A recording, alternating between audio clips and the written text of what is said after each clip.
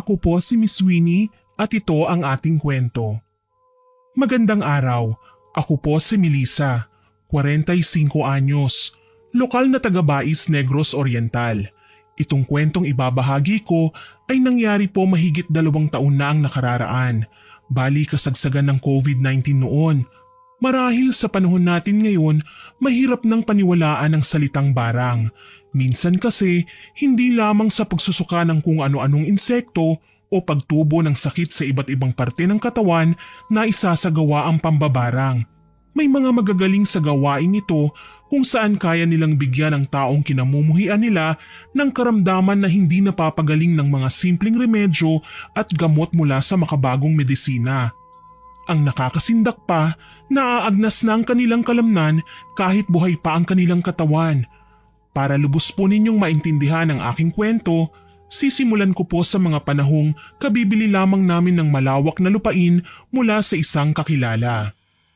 Bilang mag-asawa, nakagawian na namin ng aking mister na pag-usapan ng mga bagay-bagay patungkol sa magiging pag-usad ng aming ikinabubuhay. May 3 kaming anak, nasa kolehiyo ng isa, high school naman ang 2. Magastos magpaaral sa panahon ngayon, kailangan talaga todo kayod ang bawat magulang may pangsuporta lang sa pangangailangan ng aming mga anak. Natuwa ako nang makabili kami ng lupain sa isang kakilala. Ang lupain ito ay titulado, kaya hindi mahirap asikasuhin maging sa paglilipat ng pangalan. Bukod pa ron, may pinirmahan kaming kasunduan tungkol sa bentahan ng lupain, kaya nang mabayaran na namin ang mga kailangan bayaran, pinasimulan na ng aking mister ang pagpapatrabaho. Tubo ang aming pangunahing produkto sa Negros, kaya naman ito din ang aming pinagkukuhanan ng pangkabuhayan. Naging maayos ang una naming ani, nakapagtanim pa kami kaagad. Kung siswertihin ka nga naman, mahal, doble o triple ang kikitain natin sa pagkakataong ito. Talaga, mahal? Naku, siguradong makakapagsimula na tayo nito ng panibagong negosyo.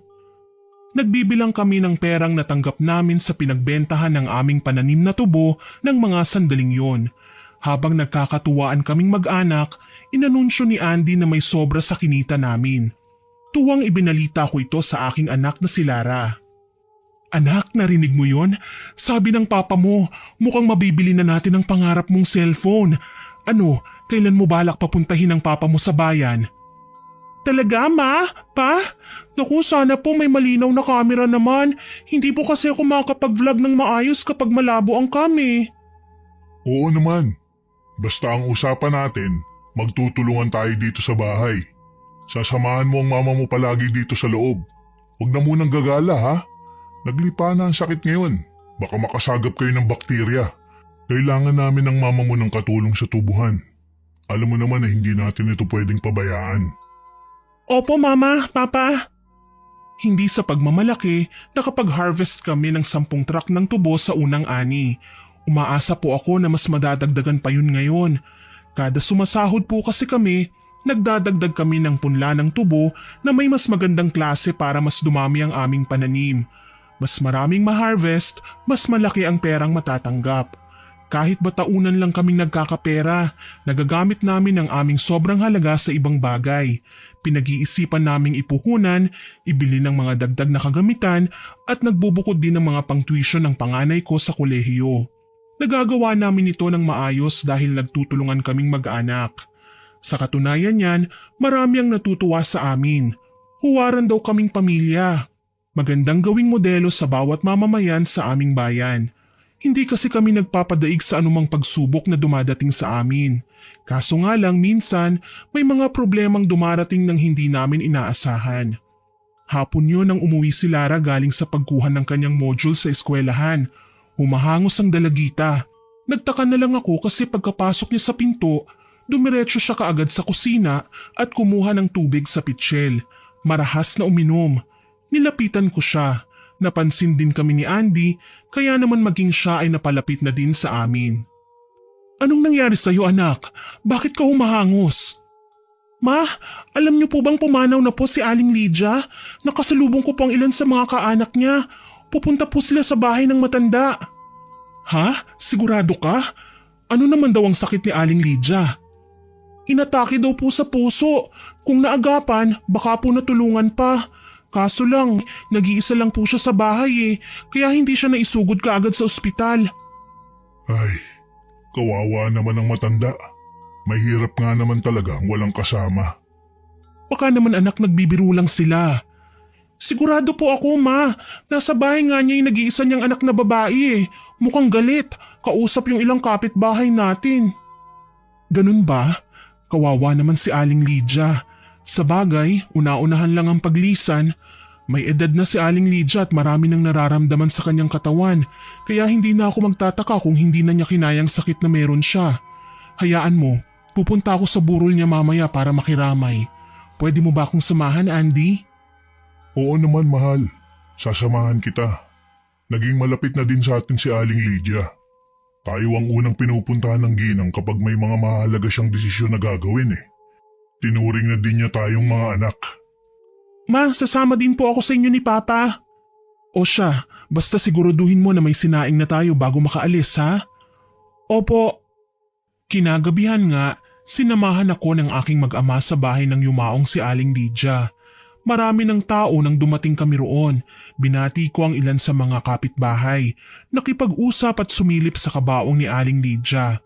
Nakita kong payapa na siya sa kanyang kinahihimlayan kaya sigurado ko masaya na siya sa kung saan man siya naroon ngayon. Nilapitan ko ang kanyang nag-iisang anak na si Auring. Hindi ko siya personal na kilala. Simula kasi nang mamulat ako sa lugar namin, wala na talaga si Auring dito sa aming lugar. Bali, hiwalay si Aling Lydia sa asawa niya at napunta sa poder ng ama si Auring. Ngayon lang naparito ang babae nang mamatay nga ang kanyang ina. Maganda si Auring kahit may edad na kagaya ko. Tahimik na babae, kumikibo lamang kapag tinatanong, may pagka-strikta. Gayunpaman, wala akong dapat na ikabahala sa paglapit sa kanya. Wala naman akong issue laban sa babae Tinapik ko ang kanyang balikat na ikinalingon niya sa akin. Nakikiramay kami sa pagkamatay ng nanay mo, Auring. Kilala mo ako? Ipinagtanong ko lang naman sa mga kamag-anak niyo ang pangalan mo. Ngayon ka lang kasi namin nakita . Ako nga pala si Melissa. Pamilyar sa akin ang pangalan mo. Kung hindi ako nagkakamali, kayo ang nakabili sa lupang ibinenta ng aking ina? Oo, kami nga. Tumango lang si Auring kahit gusto kong magtanong kung bakit. Naisip ko, wala naman yata sa lugar na pag-usapan namin ang tungkol sa lupaing nabili namin mula sa yumaong si Aling Lydia, lalo na at kamamatay lamang nito. Ang ginawa ko, nanatili na lamang ng ilang sandali at nakipag-usap ako sa iba pa naming kakilala. Naiilang kasi ako kay Auring. Pagsapit ng hating gabi, umuwi na kami ni Lara at Andy. Lumalamig na ang gabi, mahal. Hindi tayo pwedeng magpahamog. Tama ka, agahan na lang nating bumalik bukas. Mabuti na lang Sabado na kinaumagahan. Walang pasok ang mga bata sa online class nila. Makakasama din kami sa paghahatid sa namayapang ginang sa huli niyang hantungan. Hindi kasi naembalsa mo ang katawan ni Aling Lydia kaya hindi na pwedeng patagalin pa. Dito sa bukid, hindi namin gaanong nabibigyang pansin ang tungkol sa pagpunta sa mga punerarya. Maliban sa magastos na, ay malayong-malayo na kami sa bayan na ang tanging sasakyang bumababa papuntang Bai City ay dadalawa lamang at tigi-isang trip pa sa umaga. Bukod pa ron, naka-lockdown ang buong syudad at pili lamang ang pinapayagang makaluwas ng bayan. Pagsapit nga ng umaga, naghanda na kami para makipaglibing. Kasama ko ulit ang aking asawa at anak. Hindi naman kami nagtagal lalo na't may mga gawain din sa bahay. Dito sa bukid, ibang klaseng pagpag ang ginagawa namin. Diretso uwi lang kami sa bahay. Bago pumasok, nagpapaabot kami ng abo mula sa lutuan. Sinasaboy namin ito sa paanan kung saan kami tatapak, tsaka kami tuluyang pumapasok sa bahay. Sa paraang ito, hindi makakapasok sa aming tahanan ng kaluluwa ng namayapa na at maghahanap na lang ng ibang lugar na mapaggagalaan. Naging maayos naman ang buo naming maghapon hanggang sa lumipas ulit ang 3 araw. Nagulat ako at nagtaka nang may magtao po sa labas ng bahay. Abala ako sa pagluluto noon kaya tinawag ko si Lara na nagsusuklay ng kanyang buhok habang nakaharap sa salamin. Anak, pakitingnan mo nga kung sino ang nasa labas. Saglit lang po, Ma. Naghintay nga ako hanggang sa bumalik si Lara at bumulong sa akin. Ma, nasa labas po si Manang Auring. Ano raw bang kailangan niya? Hindi ko po alam pero kayo na po ang humarap ma. Malilate na ako sa klase namin Si Papa daw po may inaasikaso sa likod. Sige, pagkatapos mo dyan magpahinga ka naman ha? Opo, dito na po muna ako sa kwarto. Ilang subjects lang naman ang pag-aaralan namin ngayon Wika ni Lara sabay halik sa aking pisngi. Bago siya tuluyang pumasok sa silid, pinapasok niya sa loob ng bahay namin si Auring at pinaupo sa sala kaya nang magtungo ako roon, nagkaharap kami kaagad.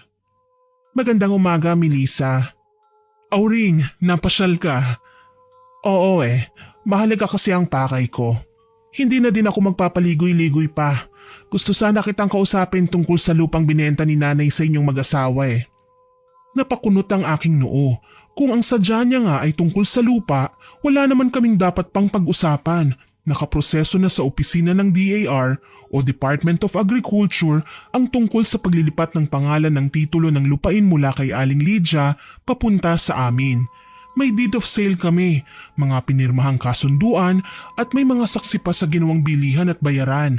Dala ng kinakabahan ako sa maaari niyang sabihin, tinawag ko ang aking mister at hinayaan namin siya na magsalita ng kaming mag-asawa mismo ang kaharap niya. Mahal, halika nga muna rito. May mahalaga raw kasing sasabihin sa atin si Auring Ha? Tungkol saan? Siya na lang ang tatanungin natin. Magkasama kami ni Andy na bumalik sa sala kung saan naghihintay si Auring. Nagsalita siya kaagad pagkaupo naming mag-asawa. Alam niyo kasi, naging padalos-dalos si nanay sa pagbebenta ng lupain niya. Hindi man lang niya iniisip na may anak siyang nangangailangan nun kagaya ko. Dahil naibenta niya ito sa inyo. Narito sana ako para maayos na makipag-usap Gusto ko sanang bawiin ang lupain ng nanay ko. Nagpanting ang aking tenga sa narinig ko. Bakit niya babawiin ang isang bagay na simula nang mapa sa amin ay wala naman siyang kinalaman? Tsaka desisyon ng kanyang ina na ibenta ang lupaing pagmamayari niya. Walang magagawa ang anak kung hindi naman siya binigyan ng mana. Kailangan niyang irespeto ang nais ng matanda. Tumayo ako at tinignan siya. Sinubukan akong pigilan ni Andy pero nakalusot pa din ang mga katagang gusto kong pakawalan. Teka lang, mahal. Ganun na lang ba yun? Matapos naming gawing productive ang lupang matagal ng bakante, babawiin mo na lang kahit nakapangalan na sa amin ang mga papeles nito? Auring, pasensya na, pero hindi ka namin mapagbibigyan. Masyado nang mahaba ang proseso na hinintay namin. Malaki na ang aming ginastos. Hindi kami bata para basta nalang abutan ng candy at babawiin din pagkatapos. Diretsahan kong sabi. Alam kong sumama ang loob niya pero wala akong pakialam. Sumusunod lang kami ng aking asawa sa pinirmahan naming kasunduan. Marami na kaming nagawang sakripisyo at isang kalokohan ang nais na mangyari ng babaeng kaharap namin ngayon. Kaso lang, mapilit si Auring. Tumayo din siya at tinaasan na din kami ng boses. Oo, ganun lang yon. Alam niyo kung bakit? Nagkamali kayo sa pagbili ng lupain namin. Matanda na ang nagbenta. Porque alam niyong hindi na kaya ni nanay na trabahuhin ang lupa niya, binili niyo naman kagad. Inabuso niyo ang nanay ko Sinamantalin niyo ang pangangailangan niya ng pera. Oo naman, sinamantala namin ang pangangailangan niya ng pera. Naghahanap din kami ng ikabubuhay, kagaya ng nanay mo, Auring. Ilang taon na ba siyang nag-iisa sa bahay niya? Siguro nga buong buhay na niya, wala na siyang kasama. Bakit nung mga panahong kailangan niya ng pera, nung nauubusan na siya ng pagkain, pinadalhan mo ba? Kinumusta mo ba kung ayos lang siya? Kung nagkakasakit ba siya? Plastic ka rin Kung hindi nga lang namatay ang nanay mo, hindi ka rin namin makikilala Para sa kaalaman mo lang, Auring si Aling Lydia ang kusang lumapit sa amin para ibenta ang lupain niya. Hindi kami ang nag-alok sa kanya. Singhal ko na ikinagulat niya maging ng aking asawa. Sinigurado ko na hindi na sila makakasingit sa sasabihin ko. Alam ng lahat na maldita ako, pero lumalabas lang yon kapag nauunahan ako. Sa puntong yon, hindi ko na kayang maging magiliw sa kanya. Tutal naman, pagkailang talaga ang first impression ko sa kanya. Mukhang maangas ka magsalita, Melissa. Oy, sandali lang.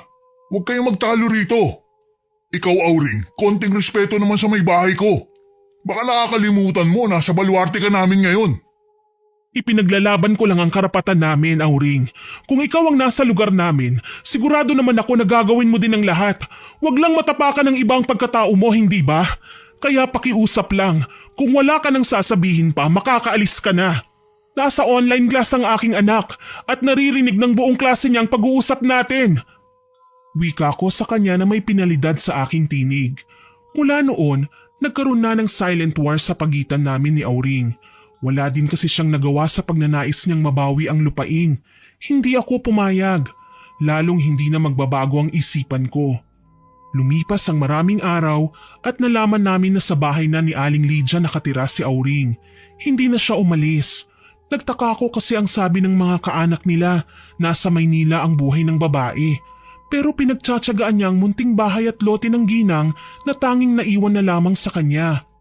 Wala namang ginagawang negosyo si Auring. Sa tingin ko, marami siyang ipon kaya niya nagagawa ang lahat ng gusto niya. Okay na din ako doon as long as hindi niya ako pinapakialaman o ang lupain namin. Ilang buwan ulit ang lumipas, Disyembre na. Nagkasundo kaming mag-anak na magsimbang gabi. Malamig ang hangin kapag magpapasko na, kaya lumabas ako ng bahay ng naka-jacket. Kahit naka-lockdown, hindi ibig sabihin noon hindi na kami pwedeng lumabas. Iba naman ang bukid sa syudad. Kahit papaano, wala namang siksikan. Sariwa pa din ang hangin. Walking distance lang mula sa amin ang simbahan, kaya naglakad kami. Natatandaan ko, nakaangkla ako noon sa braso ni Lara. Wala namang gaanong poste sa kalsada, kaya may dala-dala kaming flashlight para magsilbing liwanag sa aming nilalakaran. Saktong napadaan kami sa dating tahanan ni Aling Lydia nang makita ko si Auring. Nakatayo ang babae sa harapan ng kanyang bahay. Nakangisi. Hindi ko ma-explain ang kabang nararamdaman ko, kaya naman napahawak ako sa kamay ni Lara na napansin din pala ng anak ko. Ma, bakit kaya ang weirdo ni Manang Auring? Kita mo, para siyang sinasapian. Shh, huwag kang maingay, marinig tayo. Usap-usapan sa school na mambabarang daw po si Manang Auring. Kaya niyang manghipnotismo gamit lang ang mga mata. Lara, pupunta tayo sa simbahan ha. Hindi pa man tayo nakakadalo sa misa ay malaki na ang kasalanan mo. Tumigil ka na, hindi naman tayo inaano ng tao eh. Saktong pagkasabi ko noon, nagkatitigan kami ni Auring. Maya-maya pa, napakunot noo ako nang magsalita siya sa akin. Ang sexy mo naman, Melissa. Ngayon ko lang napagtanto na ang puti-puti mo rin pala. Tapos ang likuran mo, hulmang-hulma. Anya na labis kong ikinagulat. Hindi ko tuloy matansya kung bukal ba sa loob ang sinasabi niya o pinagtitripan lang ako. Hindi naman kami close at sa pagkakatanda ko, magkaaway kami nung huli siyang lumabas ng bahay ko. Mukhang mali ang unang impresyon ko sa kanya na tahimik at striktang babae, lalo na at pabago-bago ang kanyang reaksyon. Ngayon kasi, para naman siyang tuwang-tuwa.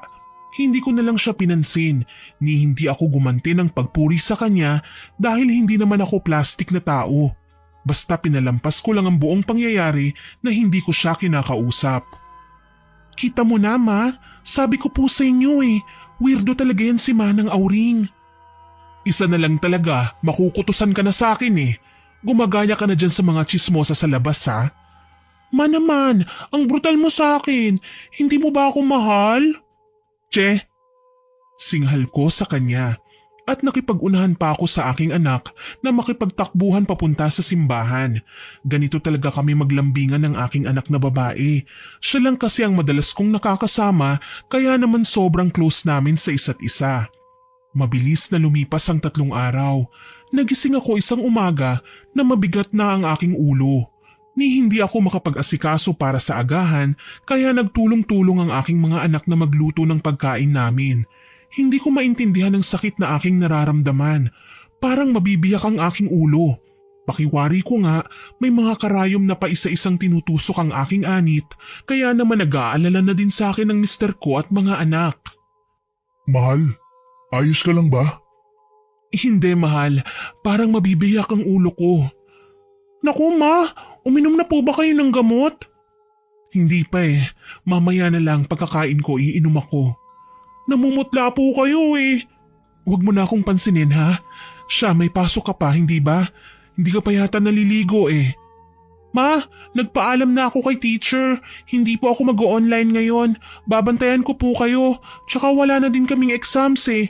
Ang sabi lang ni ma'am, kukuha lang kami ng module sa Friday. Hindi po ba, pa? Tama si Lara, mahal. Hayaan mo na siyang bantayan ka at maghahanap muna ako ng gamot para sa'yo. Anak naman eh. Ikaw naman mahal, kinukonsinti mo ang anak natin eh. Magtiwala ka kasi sa bunso natin. Hindi ba't mag-nurse siya? Mama, okay na po yun. Sa akin po muna kayo makinig. Anak, hayaan mo na kasi kung magpahinga na lang ha. Pumasok ka na. Ako na po magbabantay sa inyo. Tsaka para namang lalabas talaga ako ng bahay. Sa screen lang ng phone lang naman ako nakaharap. Nakausap ko na po kasi si ma'am kaya wag na po kayong makulit. Pilit talaga ni Lara. Kapag ganyang desidido na siya sa kanyang gagawin, hindi ko na talaga makukumbinsi pa ang aking anak na sundin ang gusto ko. Kaya hinayaan ko na lang siya at nahiga ako sa kama. Alam ko naman na mamayang pag-uwi ni Andy, may dala na siyang gamot para sa akin. Kalaunan, nahimbing ako. Kahit sa aking pagtulog, ginagambala ako ng sakit ng aking ulo. Naglalakad pa raw ako sa lupaing binenta sa amin ni Aling Lydia nang lapitan ako ni Auring. Hindi raw siya nakasimangot sa aking panaginip. Sa katunayan, may dala siyang bandihado na may lamang umuusok na nilagang manok. Melissa, mabuti at nandito ka lang pala. Halika, may dala akong pagkain para sa'yo. Ano? Bakit mo ako bibigyan ng manok? Hindi naman tayo in good terms ah. Melissa, kalimutan mo na kasi ang hindi natin pagkakaintindihan. Matagal na yun eh. Hanggang ngayon ba naman galit ka pa rin sa akin? Halika, subuan kita. Hindi raw ako umangal nang subuan niya nga ako. Ginamit pa niya ang mga kamay para himayin ang isang buong manok hanggang sa kakaunti na lamang ito. Nang maubos ko nga ang pagkain, nagising naman ako. Tanghali na at pinagpapawisan ako ng sobra. Parang totoong-totoo ang panaginip ko. Pagkatapos noon ay halos manlupaypay na ako. Ni hindi na ako makausap ng matino ng aking anak. Kaya naman natatarantan niyang tinawag ang asawa kong tiyempo na kadarating lang din. May dala siyang gamot na binili mula sa butika sa baryo. Ito ang kadalasan kong iniinom sa tuwing may binat ako. Akala nga namin ganun lang ang nararamdaman ko. Pero yung ininom kong gamot, 30 minutes lang na tumalab. Nagsimula ulit akong atakihin ng sakit ng ulo and this time nagno-nosebleed na ako. Diyos ko ma, may dugo ang ilong mo. Pa, tulong po, si mama. Ha? Mahal, ano nangyari? Si mama, nagdurugo ang ilong niya. Kumalma ka anak. Ako nang bahala sa mama mo ha. Huwag ka nang mag-alala. Baka po kasi nabagok si mama pa. Wala naman akong natatandaan na nahulog ako o nabagok. Alam niyo naman na ingat ako sa bawat galaw ko dito sa bahay. Bakit po kayo nagkaganyan? Dadalhin na po ba kayo ni Papa sa ospital? Huwag niyo akong dadalhin sa ospital. Magiging okay din ako. Alam niyo naman na kahit ibang sakit ko, sasabihin kagad ng mga doktor na may COVID ako. Pero ma, baka po kasi kung ano na yan eh. Huwag mo na ngayon anak, please. Kailangan ko lang magpahinga. Anak, halika na. Hayaan na muna natin ang mama mo. Wika ni Andy at iniwan na nga nila ako sa kwarto. Uminom ulit ako ng gamot. Nilinis ko ang aking ilong. Maya-maya pa, nararamdaman kong umeepekto na ito. Ipinikit ko ang aking mga mata at muling sinubukan na matulog. Kung kailan malapit na akong mahimbing, tsaka naman ako nakaramdam ng pangangati ng balat. Dito na ako hindi mapakali. Literal na kinamot ko ang kate hanggang sa mawala ito. Pero naging kapalit nun ang pamumula naman. Nagsimula sa itsura na tila barashes hanggang sa magkaroon ng gasgas. Yung mga gasgas ay namaga hanggang sa nagkaroon ng hiwa, kaya naman kahit makating makati at gustong gusto ko ng kalmutin ay pinigilan ko ang aking sarili. Rubbing alcohol ang ginamit kong pananggala sa abala. Kaso lang, ang akala kong pamatay sa germs ay mas lalong lumala. Bawat sugat na nalikha ng aking pagkamot, naging mamasa-masa, maladkit at may amoy. Dito na ako na alarma. Kinikilabutan akong tinawag si Lara. Lara! Anak! Anak! Halika nga muna rito! Humahangos naman kaagad na dumating si Lara. Ma? Bakit po? Anak, nasa ng papa mo? Pakisabi sa kanya kailangan na naming magpa-check up. Hindi na maganda tong nararamdaman ko. Oo po, ma. Papa! Si mama! Bakit nagkakagulo kayo? Mahal, hindi ko na alam kung anong nangyayari sa akin. Tulungan mo ko. Tahan na. Teka lang at magbibihis ako. Lara, ihanda mo mga gamit ng mama mo. Opo, Papa! Dinala ako ng aking mister sa sentro sa baryo. Labis ko na lang talagang ipinagpapasalamat na may ganoon kaming facility dito sa probinsya. Kapag sa bayan kasi kami dumiretso, baka i-confine ako sa ospital lalo na at kasagsagan nun ng paglaganap ng COVID-19 sa buong bansa. Nagpa-check up kami para malaman kung ano nga bang nangyari sa akin. Wala naman kasi kung history ng allergy sa kahit na anong pagkain. Gayunpaman, binigyan ako ng antibiotics ng doktor.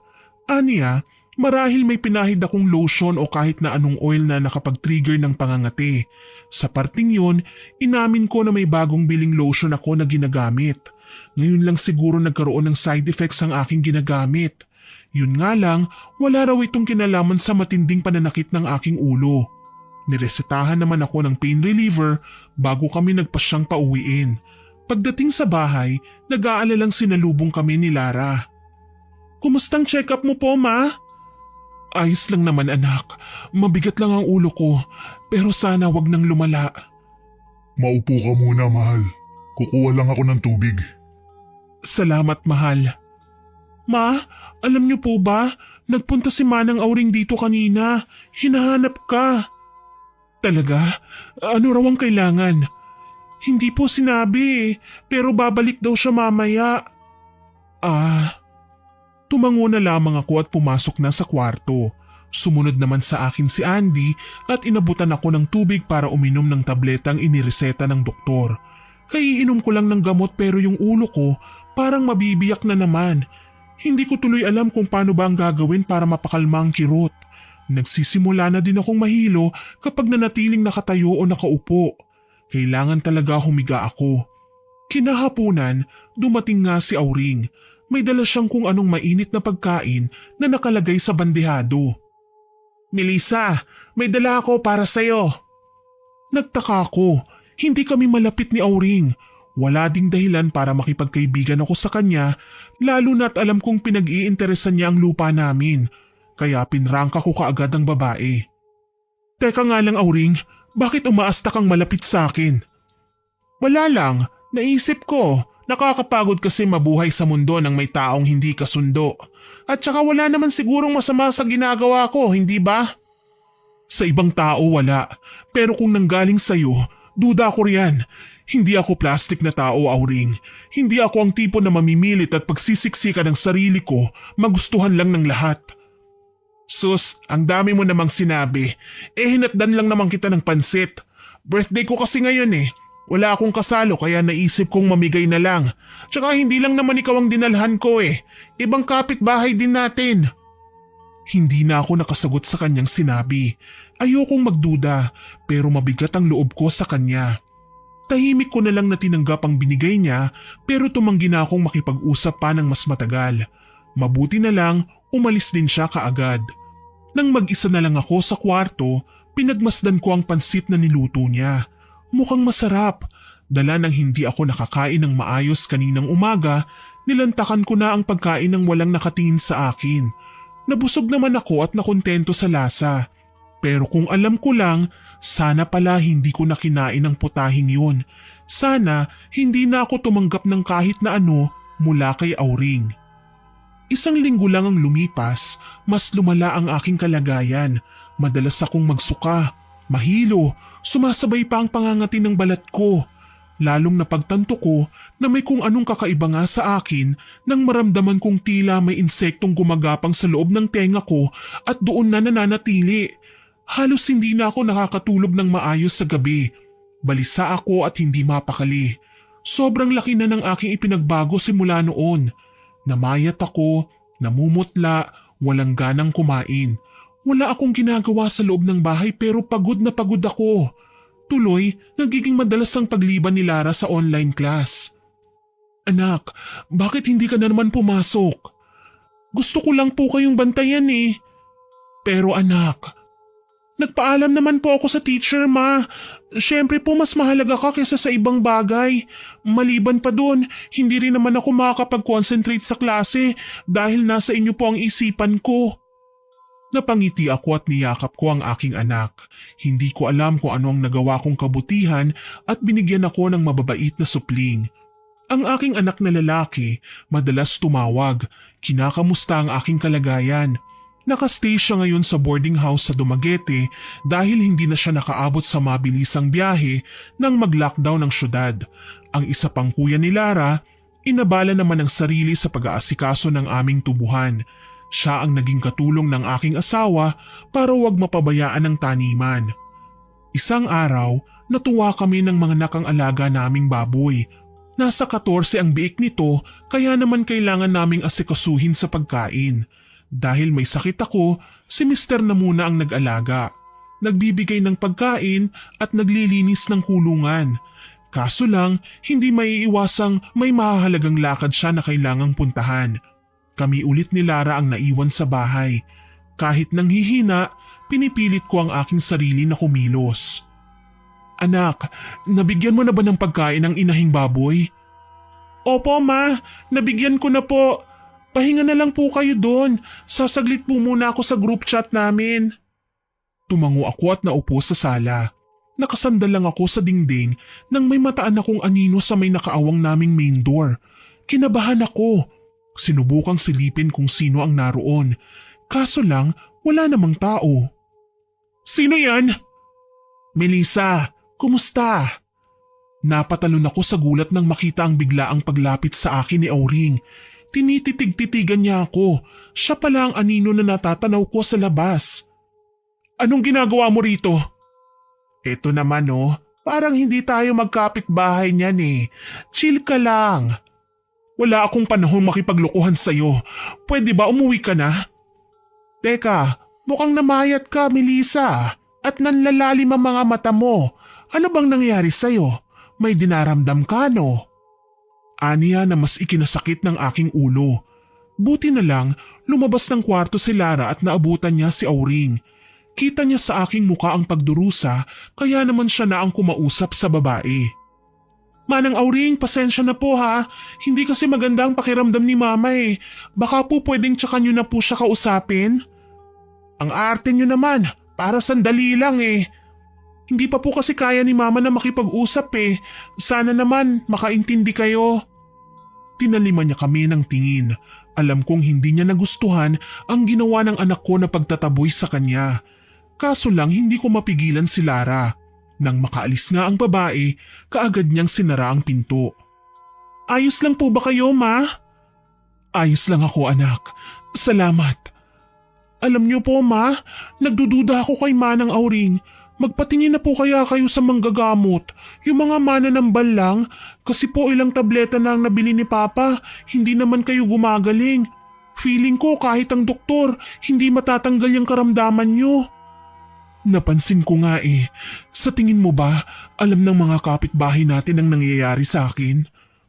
May mga nagtatanong po, pero sinasabi lang namin ni Kuya may mahalaga kayong ginagawa. Maraming salamat sa pagtatakip niyo sa akin, anak ha. Bilib talaga ako sa iyo. Napaka-advance mong mag-isip. Binilin po kayo sa akin ni Papa, kaya kailangan ko kayong asikasuhin, ma. Tsaka wala naman po akong ginagawa eh. Alangan naman pong hayaan ko na lang kayong api-apihin ng kung sino lang. Sambit ni Lara. Nang mga sandaling yun, gusto ko nang umiyak ng matindi. Todo alaga sa akin ang aking mga anak at asawa pero hindi ako naging totoo sa kanila. Hindi nila alam na bukod sa sakit sa ulo at pangangati, may iba pa akong nararamdaman. Minsan akong nagsuka ng napakaraming bagay na hindi ko akalaing lalabas sa bibig ko kagaya ng dahon. Kung minsan, nagsusuka ako ng dugo na may halong buhangin. Wala akong sinabi sa kanila dahil ayaw kong mag-alala sila. Kaso lang, wala nga yatang lihim na hindi masisiwalat. Lalabas din ang tinatago ko pagdating ng tamang tiyempo. Lalo na at isang araw, sa kalagitnaan ng aking pagsusuka, kasama ko ang aking asawa. Mahal, ayos ka lang ba? Iling lang ang isinagot ko sa kanya. Sobrang hirap na ako. Ni hindi ako makalabas ng bakuran man lang dahil sa labis na panghihina ng aking mga binti. Ang nakapagpataranta kay Andy ay nang makita niyang dugo naman ang sinusuka ko pero may napasamang iilang durog na uod. Diyos ko, saan galing ang mga ito, mahal? Hindi ko alam, mahal, pero hindi ko na kaya. Hirap na ako. Kailangan na kitang dalhin sa manggagamot. Kailangan malaman na natin ang totoong nangyayari sa'yo. Nanginginig niyang sambit. Napatango na lamang ako at pinakinggan siya habang tinatawag si Lara. Ang dalaga ko namang anak kay bilis na nakarating. Papa, bakit po? Maiwan ka muna dito sa bahay, ha? Dadalhin ko na sa manggagamot ang mama mo. Mag-iingat po kayo, Papa. Dinala ako ni Andy sa manggagamot na kakilala niya.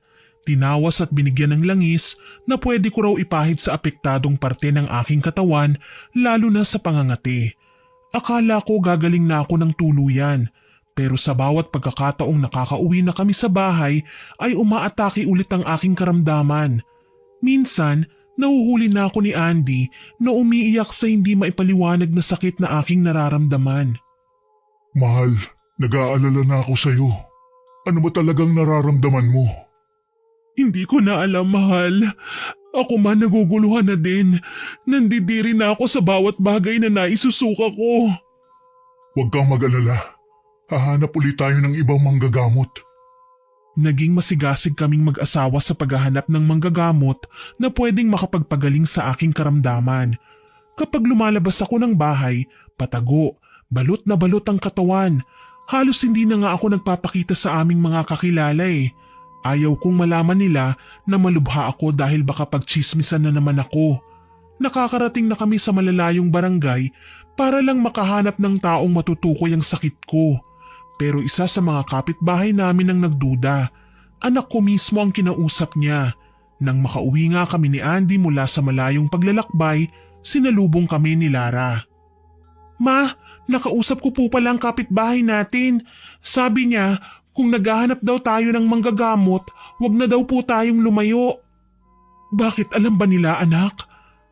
Hindi naman po.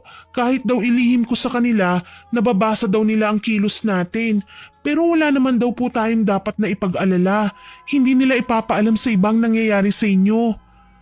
Salamat naman kung ganon. Sino ba ang manggagamot na sinasabi nila, anak? Si Mang Doming po. Lihim lang po pala ang pagiging albularyo niya. Kakaunti lang po ang nakakaalam. Nagkatinginan kami ni Andy. Kilala si Mang Doming sa aming lugar bilang normal na manghihilot lang ng pilay. Nang malaman namin ang tungkol sa panggagamot niya, nagliwanag ang aking muka. Maaga pa naman at kailangan ko na talagang makahanap ng resulta. Kaya naman niyaya ko kaagad ang asawa ko na umalis. Hindi naman kalayuan ang bahay ng lalaki. Ilang bloke lang mula sa amin. Pagdating namin sa bahay nila, nakatanaw na sa may pinto ang matanda. Tuloy kayo, Melissa. Inaasahan ko kayo na darating ngayon. Ha? Talaga ho? Alam ko kung ano ang kailangan niyo sa akin. Huwag kayong mag-alala. Gagaling ka, Iya. Heto, tanggapin mo. Isuot mo yan at wag na wag mong huhubarin. Iniabot niya sa akin ang isang pulseras. Nagulat ako sa bilis niyang umasikaso sa amin. Ni hindi pa nga kami nagsasambit ng tao po, pinapasok na niya kami. Wala pa man akong nasasabi sa aking sitwasyon, may ibinigay na siya kaagad sa akin. Mang Doming, tungkol po sana sa nararamdaman ko. Teka, huwag kang maingay. Kahit saan ka magpunta, naririnig niya ang sinasabi mo. Hayaan mo ako nang pumunta sa bahay niyo. May mga gagawin lang muna ako rito, pwede ba? Ay sige na, mauna na kayo. Susunod ako. Sige po. Nagtataka man sa kinikilos ni Mang Doming, wala kaming nagawa ni Andy kundi ang sumunod. Suot ang pulseras ay umuwi kami sa bahay at tahimik na naghintay sa kanya sa loob. Sa sala, panay ang dungaw ko sa may bintana. May napapansin akong bulto ng kunsinong babae sa likod ng malaking puno ng sampalok sa tapat ng aming tahanan. Parang kami ang sinisilip. Bigla kasing nagtatago kapag tinitignan ko. Wala noon ang mga bata. Pagdating kasi namin kanina, nagpaalam si Lara na magpapasama sa kuya niya na kukuha ng module. Nakamotor sila kaya alam kong hindi si Lara ang nasa likod ng nasabing puno. Mahal, nakikita mo ba yung aninong nasa tapat? Oo, mahal. Sino kaya yan? Kanina ko pa nga napapansin kinikilabutan ako sa kanya. Gusto mo lapitan ko? Sa labis naming pagkagulat, nagsalita na si Mang Domeng sa may pinto. Bigla siyang sumabat sa usapan naming mag-asawa. Huwag ninyong lalapitan ang babae. Tuloy ho kayo, Mang Domeng. Salamat. Nagpresinta si Andy na ipaghanda kami ng makakain. Siya ang tumao sa kusina. Kilala naman namin ang matanda kaya kampante ako na kausapin siya ng kaming dalawa lang. Nagulat ako nang maglabas ng tila lalagyan ng Vicks Vaporub si Mang Domeng sa kanyang dalang bag. Tinanggal ang takip nun at pinahira ng aking noo, palad at likod pati natalampakan. Habang ginagawa niya yun, panay ang usal niya ng mga katagang hindi ko matukoy kung anong klaseng lengguwahe. May inilabas siyang itlog at bato. Ipinuwesto ito sa sahig kung saan hindi matatamaan ng liwanag. Nagulat ako nang bitiwan niya ang itlog sa gitna ng bato at hindi man lang ito gumulong para mahulog. Maya-maya pa, may garapon na naman siyang inilabas at dinasalan din. Ilang sandali pa, tinapat niya yon sa akin. Halos kilabutan ako nang makitang ibang muka ang refleksyong nakita ko doon imbis na muka ko ang aking dapat na masilayan. Kumpirmado. Binabarang ka, Iya. Seryoso po kayo? Idinaan ka sa usog na may kasamang pangangati. Ikaw naman nagpausog ka. Hindi mo siya ginantihan ng papuri, kaya mabilis kang natamaan ng bati niya. Alam mo bang linta ang ginamit niya para bigyan ka ng sakit? Yan ang dahilan kung bakit ka nagsusuka na may halong durog na uod. Diyos ko, ano pong dapat kong gawin? Saglit lang.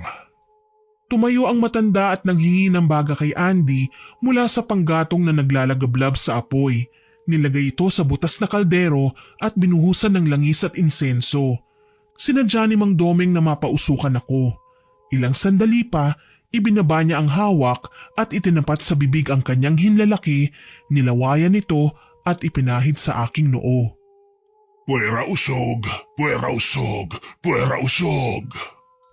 Ibig niyong sabihin na usog ako? Oo, Iya. At hindi lang ito ang kaya niyang gawin. Kaya wag na wag kang tatanggap ng kahit na ano mula sa kanya. Pagkain o kagamitan. Mas lalong wag kang makikipaglapit sa kanya. Pwede kang kunan ng pawis o hibla ng buhok para gamitin niya ulit laban sa'yo. Halos takasan ako ng kaluluwa nang maalala ko ang pansit na binigay niya sa akin. Sa dami ba naman ang pwede kong kainin? Ang bigay pa talaga ni Auring? Humarap ako kay Mang Domeng at tumango. Naiintindihan ko po, pero matanong ko lang Mang Domeng, sino po bang nambarang sa akin? Isang babaeng dayo ang gumawa nun sa'yo, Iya. Malakas. Matindi ang galit at inggit laban sa'yo. Marami siyang paraan na pinaplano para saktan ka, kaya mag-iingat kayo. Ang pulseras na ibinigay ko, suot mo na ba? Wag na wag mong tatanggalin niya sa iyong palapulsuhan. Naiintindihan ko po. Tumango na lamang ako at nagpasalamat kay Mang Domeng. Hindi man niya pinangalanan ng taong gumamit ng itim na kapangyarihan sa akin, ay alam ko na kaagad kung sino siya. Si Auring. Siya lang naman ang babaeng dayo na basta na lang dumating sa aming lugar para bawiin ang lupain ng namayapa niyang ina. Nakaramdam ako ng galit. Matapang ako. Pero hindi ko kayang gawin ang ginawa niya sa akin. Nag-iisip ako kung paano siya makukumpronta. Pero natatakot ako na baka may iba na naman siyang gawin. Ang pinag-aalala ko pa, baka lang pagdiskitahan niya ang mga anak ko. Umalis na din si Mang Domeng pagkatapos niyang magbigay ng mga instruksyon sa akin. Hindi na siya kumain kahit naniyaya siya ni Andy sa kusina. Ako naman, nagpahinga muna sa kwarto para magamot ang pangangati ko gamit ang langis na binigay ng albularyo sa akin. Mabuti na lang, bumuti ang pakiramdam ko. Iba sa naramdaman ko kumpara noon sa ibang manggagamot kami lumapit. Masasabi ko na kahit anong gawing pag-uusog pa sa akin ni Auring, hindi na ako tinablan. Inobserbahan ko ang aking sarili sa loob ng 2 linggo. at sa tingin ko may mga pinagbago nga sa katawan ko. Nagkalaman ako ng konti at gumana ulit ang pagkain ko. Nanumbalik ng normal na kulay ng aking kutis. Hindi na nanlalalim ang aking mga mata. Nawala na ang pangangati. Medyo nanuyo na ang mga sugat. Maging si Lara ay tuwang-tuwa at hindi na raw magtatagal babalik na ako sa dating ako. Sa wakas, magaling na si Mama! Shh, huwag kang maingay. May makakarinig sa iyo eh. Niyakap ko na lang ang aking anak. Pakiramdam ko para akong bagong isinilang. Magaan na magaan ang aking pakiramdam. Alam ko sa pagkakataong ito, magiging okay na ang lahat. Magagawa ko na ulit ang mga bagay na hindi ko nagawa noon. Lahat ng taong nakakasalubong ko sa kalsada ay binabati ko. Kaso lang, sa pagkakataong ito, biglang sumalubong sa akin si Auring. Aba, magaling ka na. Nagmamadali ako, maghanap ka na lang ng ibang kausap. Yabang mo naman, Melissa, para binabati lang kita. Sino palang gumamot sa'yo? Bakit alam mong nagkasakit ako? May ginagawa ka bang kababalaghan na hindi ko alam? Aba, wala akong ginagawa sa'yo no. Nalaman ko lang ang sitwasyon mo kasi sinabi sa akin ng anak mo. Wala akong pinagsabihan tungkol sa naging karamdaman ko. Pero tila ba alam na alam ni Auring ang lahat ng detalye tungkol sa nangyari sa akin. Palibhasa, siya naman ang alam kong nagbigay ng karamdaman sa akin at wala nang iba pa. Dala ng hindi ko pa nakakalimutan ang lahat ng hirap na pinagdaanan namin nung mga nakaraang buwan, hindi na ako nakapagtimpi pa. Marahas kong tinulak si Auring na ikinagulat din niya. Alam ko ang ginawa mo, babae. Binarang mo ko, kaya huwag kang pakakasiguro na mananahimik lang ako sa lahat ng pinagdusahan ko. O baka namang gusto mong ipagkalat ko sa lahat ng tao yung sikreto mo nang kuyugin ka naman ng mga tao. Masama ang mambintang ha, wala akong ginagawa sa'yo. Kapag kaharap nga ako wala, pero kapag nakatalikod ako, may ginagawa ka. Tapos ngayon nagmamaang-maangan ka? Ha, ang kapal ng mukha mo. Dala ng bugso ng aking damdamin, hindi ko na nagawa pang kumalma. Iniangat ko ang aking kanang kamay at sinampal siya ng pagkalakas-lakas. Nagulat si Auring sa aking ginawa. Gayunpaman, hindi ako nakaramdam ng pagkakonsensya. Nagpambuno na nga kami ng tuluyan sa tabi ng kalsada nang gumanti ng pananakit sa akin si Auring. Hayop ka? Nananakit ka talaga? Ikaw ang hayop, haliparot ka, inggitera, walang magawa sa buhay. Mayaman ako, wala akong dapat na ikainggit sa'yo. Ah, talaga? Bakit babawiin mo ang lupa namin? Wala ka nang pakialam pa doon. Anak ako, malaki ang pakialam ko. Pero hindi na nga yun sa'yo kung hindi ka ba naman gaga? Halos hindi na nga mapuknat ang kalmot, hilahan ng buhok at sampalan habang salitan lang kami sa pagkakasakitan. Hindi talaga ako pumayag na madaganan niya ako, kaya naman pumulot ako ng buhangin at sinaboy ko sa mga mata niya. Ah! Hayop ka, Melissa! Ang mata ko!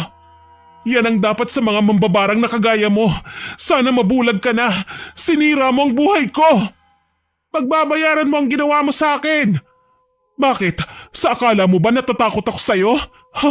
Nagkakamali ka. Tangkang ibabagsak ko na ang nadampot kong bato sa ulo niya nang humahangos na inawat kami ni Andy. Bakas ang gulat at sindak sa kanyang muka nang makita ang ginawa namin ni Auring. Mahal, ano ba naman to? Bakit kayo nagsasabunutan? Pinagtitinginan na kayo, hindi pa rin kayo nagpapaawat? Hindi ba kayo nahihiya? Aniya kaya napatingin ako sa paligid. Marami ng tao ang nakikiusyoso sa amin.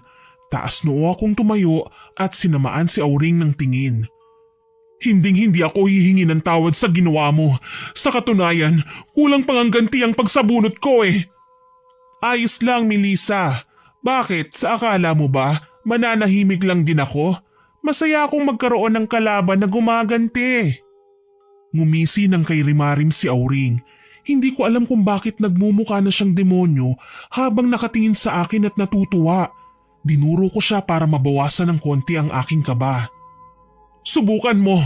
Kapag may nangyaring hindi maganda sa akin, huwag mo nang aasahan na magiging tahimik pa ang buhay mo. Tama na, mahal. May nakapagsumbong na kay chairman. Baka mapabarangay ka pa. awat sa akin ni Andy. Magkaagapay kaming pumasok sa bahay at binaliwala ang bulungan ng mga nakikipag-usyoso. Alam kong ayaw ng aking asawa na makita kaming nakikipag-away ng mga kapamilya niya sa labas ng bahay. Pero hindi ko na talaga maawat ang sarili ko. Feeling ko, napaka-unfair kung hindi ko mapagbubuhatan ng kamay ang sino mang nais na tumira sa akin ng patalikod. Bakit ba kasi kailangan akong idaan sa barang? Kung hinayaan niya ako makipagbasag ulo na lang sa kanya noon pa lang, siguradong masasabi ko na patas naman ang laban. Mahal, hindi mo dapat pinatulan si Auring. Anong gusto mong gawin ko? Hayaan na lang siyang kutsain ako? Hindi naman pwede yon. Pero hindi pa rin magandang tignan na nakikipag-away ka, mahal. Baka makita ka ng mga anak natin. Ano na lang ang sasabihin nila? Ayokong umabot sa puntong gagayahin nila ang mga pagkakamali natin dahil sa akala nila yun ang tama. Pwede naman nating kalmahan lang, di ba?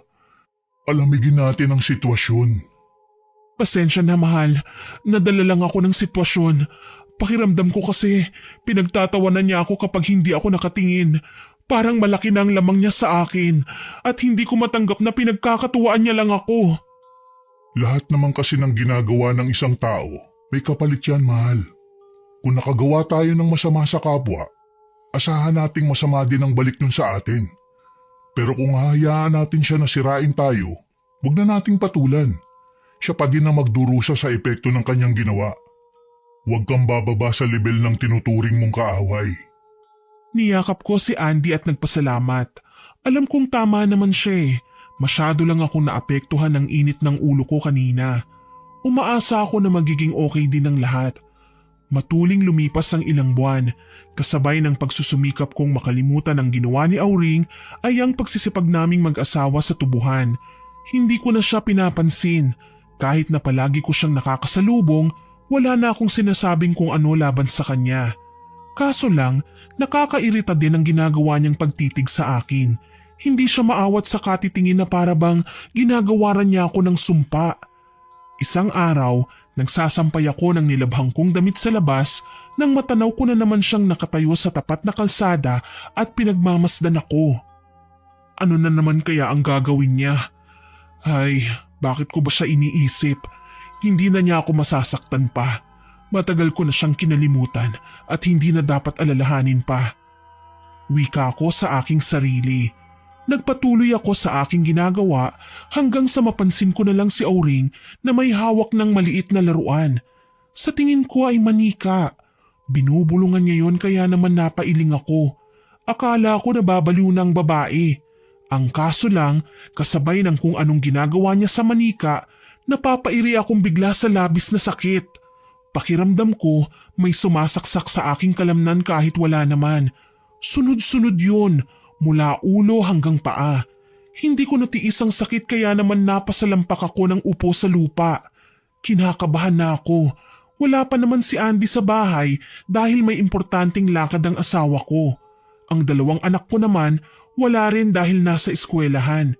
Medyo lumuluwag na kasi noon ang pandemya kaya kahit papaano nakakapunta na ang mga bata sa paaralan para mas makausap ng masinsinan ng mga guro nila. Hintakot na gumapang ako hanggang sa makarating sa pinto. Pero hindi ko inaasahan na tatawid pa pala si Auring at dudungaw sa bakuran namin. Sige, Melissa, kapang, yan lang naman ang kaya ng mga mahihinang nilalang na kagaya mo eh. Ang gumapang at humalik sa lupa. Hayop ka, Auring. Wala kang kasing sama. Kapag ako nakaligtas sa kagagawan mong ito, papatayin kita. Ay, takot na takot ako. Kutsa niya sa akin. Gusto ko siyang patulan ng mga sandaling yon, pero hindi ko kaya. Pinagtawanan lang niya ako hanggang sa paulit-ulit niyang tinutusok ng karayom ang manika. Sinasadya niya itong ipakita sa akin. Hindi ko na maatim na indahin pa ang kirot kaya naman nakiramdam na lang ako sa tibok ng aking puso. Nanlalabo na rin ang aking paningin. Maya-maya pa, nanghihinang ipinikit ko ang aking mga mata. Hindi ko na matandaan kung gaano katagal akong nakapikit. Ang alam ko lang, nagising na akong nakahiga sa kama at binabantayan ni Lara. Mama, kamusta na po ang pakiramdam niyo? Masakit ang ulo ko, anak. Ano bang nangyari? Naabutan po namin kayong nakahiga na sa lupa, kaya humingi po kami ng tulong sa mga kapitbahay para maipasok po kayo dito sa kwarto. Nasaan ang papa mo? Kadarating lang po ni Papa. Nasa kusina po siya. Kausap si Mang Domeng. Bumangon ako nang marinig ang pangalan ng albularyo. Kailangan kong sabihin sa kanya ang ginawa sa akin ni Auring, ang demonyang babaeng muntik nang pumatay sa akin kanina. Teka lang ma, dahan-dahan lang po. Baka po mabinat kayo. Ayos lang ako anak, kaya ko. Tuluyan na nga akong nakatayo at nakalabas ng kwarto. Dumiretso ako sa kusina. Mang Domeng, salamat at nandito kayo. Kinausap ko ang asawa mo, Iha. Sinabi ko sa kanya tungkol sa pangontra. Dahan-dahan na naman itong natitibag. Kailangan nating gumawa ng bago. Si Auring, nakita ko siyang may bitbit na manika. Hindi ko alam kung anong binabalak niya pero kinakabahan ako. Alam ko ang klase ng manika na naihahasik ng mambabarang Iha. Huwag ka mag-alala. Gagawa tayo ng paraan para matigil si Auring sa kasamaan niya. Puno ng pag-aalala na napayakap ako kay Andy. Hindi ko maiwaglit sa isipan ang takot na hatid ng ginawa sa akin ni Auring. Malinaw na gusto niya akong patayin. Pero sa puntong ito, hindi ko naman siya magagawang ipapulis. Baka ako pa ang mapagkamalang baliw. Walang maniniwala sa akin kapag sinabi kong mambabarang si Auring na ilang beses na niya akong sinaktan. Oras lang ang lumipas nang magsisigaw ako sa sakit ng aking tiyan. Gayon na lang ang pagkataranta ng buo kong pamilya nang makita ang naging sitwasyon ko. Lumolobo ang tiyan ko sa bawat sandaling napapansin ko ito. Napaiyak ako sa labis na takot. Iba ang nararamdaman ko sa loob ng aking katawan. Parang may nagsisigalawang nilalang sa aking tiyan na hindi ko mawari kung ano. Pero hindi ako nawalan ng pag-asa. Sinikap kong tatagan ang aking sarili. Dahil dito, naging mas malalim at malawak pa ang pananampalataya ko sa Panginoon. Iyak na lang ng iyak sina Lara at Andy dahil sa naging sitwasyon ko. Gusto nilang sugurin si Auring, pero sa mga oras na yon, walang nakakaalam kung nasa ng babae. Literal na niya kaming pinagtataguan. Ako man ay natatakot, pero wala akong balak na isuko ang buhay ko sa kadiliman. Siguro, humahalakhak na ngayon si Auring dahil nababalitaan niyang nangyayari sa akin. Gayunpaman, nakikita kong ginagawa ni Mang Domeng ang lahat, mapagaling lamang ako. Papa, gagaling pa po ba si Mama? Bakit parang mas bumibilis ang paglaki ng tiyan niya? Teka, magdasal na lang tayo anak. Hindi pababayaan ng Panginoon ang mama mo. Naririnig kong wika ng aking mag-ama. Nakahawak din sila sa aking kamay at nararamdaman ko ang panginginig nila. Mangiyak-ngiyak na pumikit ako at nagdasal. Naririnig ko ang pag-usal ni Mang Domeng ng mga ritual. Maya-maya lang, naramdaman kong pinahiran na ng matanda ng langis ang aking tiyan. Halos mamatay ako sa sakit habang ginagawa niya yun. Pakiwari ko, may munting nilalang sa loob ng tiyan ko ang nagwawala ng sumayad ang langis niyang may ritual sa balat ko. Ilang sandali pa, malakas akong sumigaw. Kasabay ng pagsayaw-sayaw ni Mang Domeng habang pinapalo ako ng mga dahon na hawak niya. Unti-unti ko namang naramdaman ang pagliit ng tiyan ko. Tila lobo na dahan-dahang nauubusan ng hangin hanggang sa manumbalik sa dati. Dito na ako napahagulgol. Nararamdaman kong natatanggal na ang barang sa aking katawan. Ilang sandali pa, nagsalita si Mang Domeng. Nilubayan niya ang asawa mo, iho. Nagulat siya nang maramdamang bumabalik sa kanya ang barang. May nararamdaman na siya ngayon at doon siya nataranta. Hindi niya napaghandaan ang ginawa natin. Tukoy ng matanda kay Auring na siyang naglagay sa akin ng karamdaman. Ilang sandali pa, nagtubig ang aking likuran kung saan kagulat-gulat na lumitaw ang dalawang linta na hindi ko alam kung paano nakarating doon. Marahil ang mga yon ang nanggambala sa tiyan ko kaya lumobo at lumaki na parang puputok na.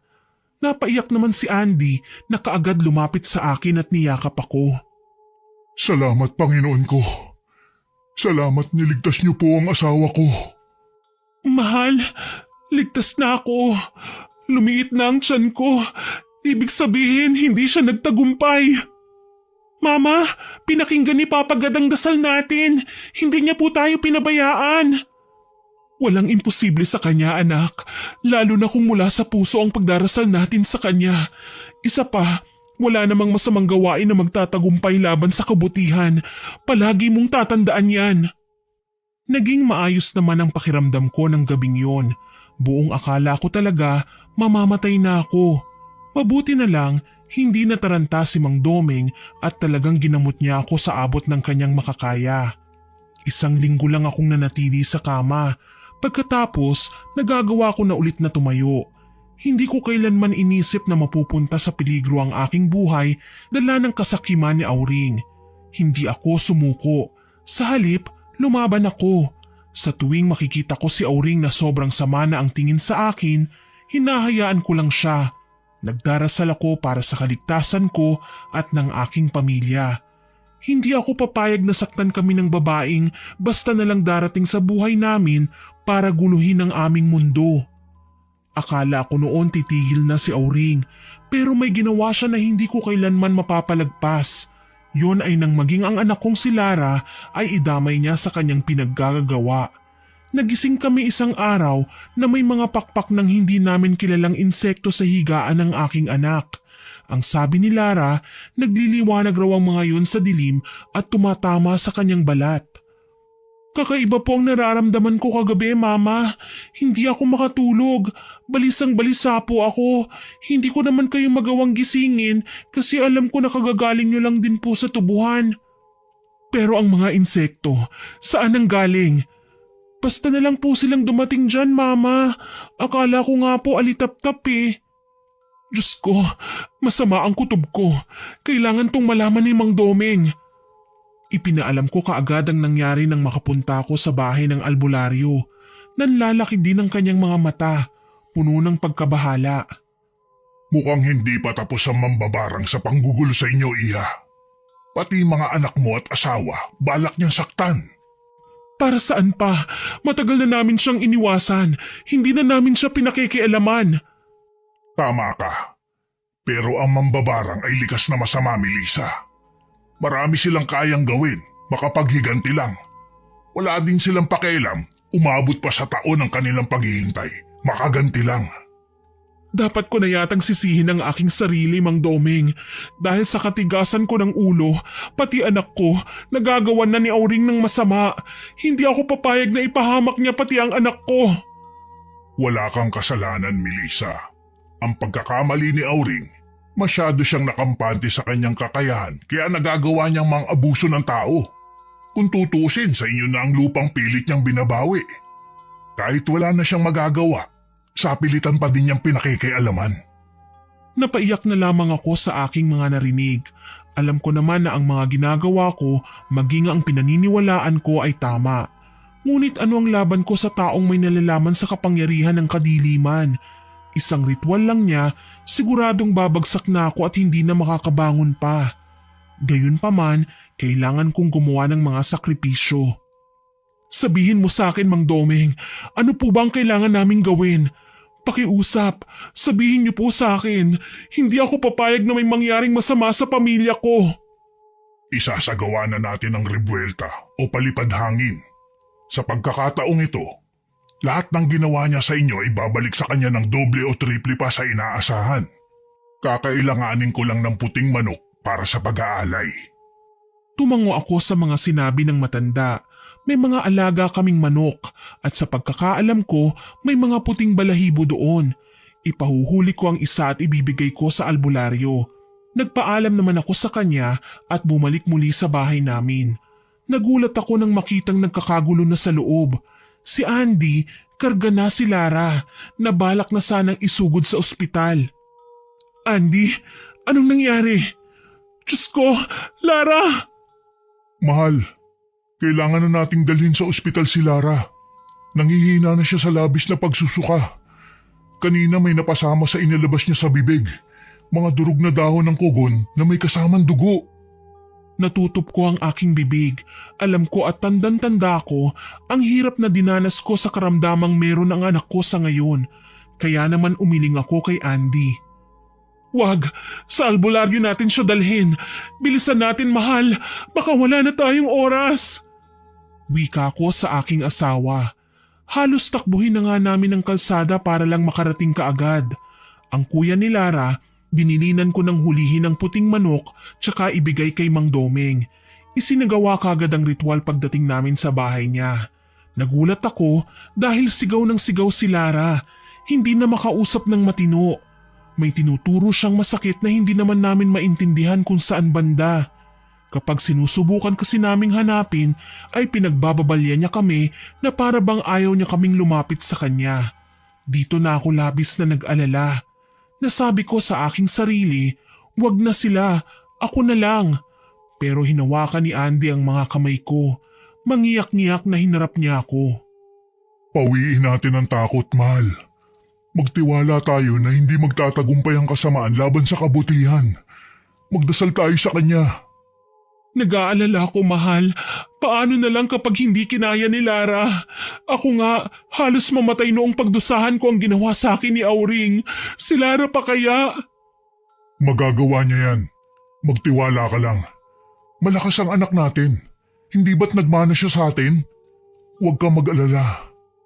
At nagdasal nga kami habang si Mang Domeng naman isinasagawa ang ritual ng palipad hangin. Masasabi kong may kakaibangang nangyari noong araw na yon. Kahit nakapikit lang ako, umusal ng mga kataga ng pagdarasal sa Panginoon, naramdaman ko ang paglamig ng temperatura ng paligid. Para akong lumutang. Hindi nagtagal, naririnig kong may kaaway na si Mang Domeng. Hindi ko man nasaksihan ang pinaggagawa niya. Alam kong kinakausap niya si Auring at pinatitigil sa ginagawa nito.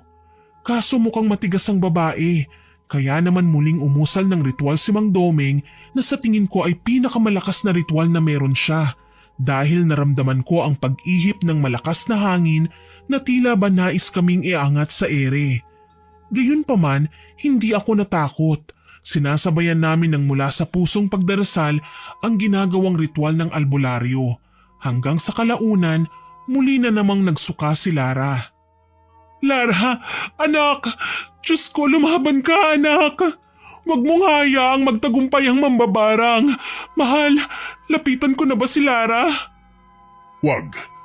Hayaan niyo siya magsuka. Pero bakit, Mang Domeng? Ang mga sinusuka niya ay ang instrumentong ibinaon ng mambabarang sa kanyang katawan para mas lalo siyang manghina. Kapag inilabas niya yung lahat, pwedeng hindi na magtagumpay ang babae at magagawa na natin siyang talunin kapag tayo naman ang bumuelta. Hinayaan nga namin ang aming anak na isuka ang lahat ng bagay na humaharang sa kanyang paghinga. Mabuti na lang nahimasmasan din siya kalaunan. Alam kong magiging maayos na din siya dahil pinahiran na siya ni Mang Domeng ng langis bilang pagtatapos na gawain sa kanyang ritual.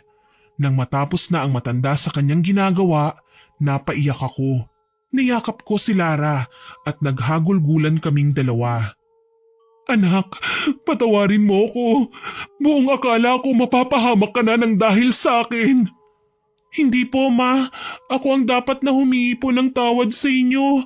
May kasalanan ako na hindi ko po magawang ipagtapat sa inyo. Ha? Ano yun, anak? Sa kagustuhan kong gumaling kayo, pinasok ko po ang bahay ni Manang Auring nang minsan siyang umalis. Kinuha ko ang manika na nagre-representa sa inyo.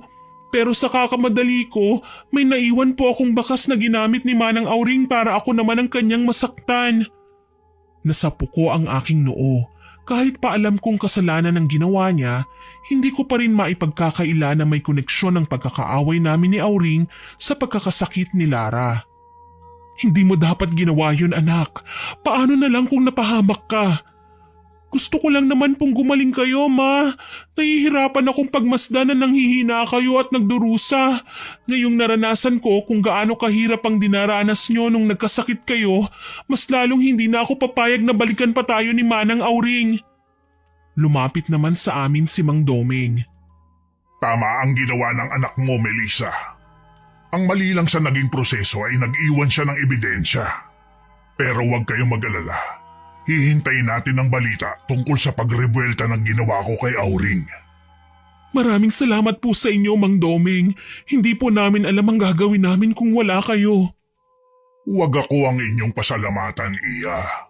Kundi ang puong may kapal na naging gabay ko para mailigtas tayong lahat. Dumating ang isa ko pang anak na lalaki, dala na ang puting manok na pinahuhuli ko sa kanya. Isinagawa kagad ni Mang Doming ang pag-aalay at naikwento niya sa amin ang tungkol sa kanyang abyan. Matapos kumain, umuwi na din kami ng aking pamilya. Naging maayos at mahimbing ang aking pagtulog sa unang pagkakataon. Iniwasan na namin na mabanggit pa ang pangalan ni Auring kapag nagkakasama kaming pamilya. Sa wakas, malaki na naman ang kinita natin ngayon sa bago nating taniman. Tama ka riyan, mahal. Mas mapapalago na natin ang tubuhan gamit ang kinita natin dito.